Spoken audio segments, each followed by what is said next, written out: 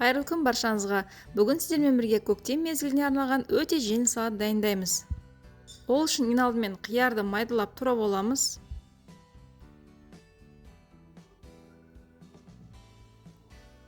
Кейін қызанақты, яғни помидорды тураймыз. Болгар бұрышын тураймыз. Қызыл пиязды майдалап тураймыз.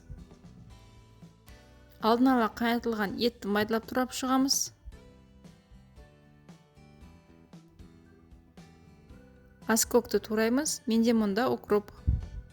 Консервіленген жасыл бұршақты, дәміне қарай қара бұрышты, зәйтүн майын құйып,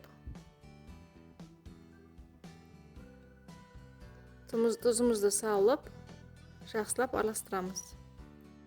Бұл салат өте дәмді, құнарлы әрі асқазанға жеңіл салаттардың бірі. Сіздерге дайындап көруге кеңес беремін. Астарыңыз дәмді болсын.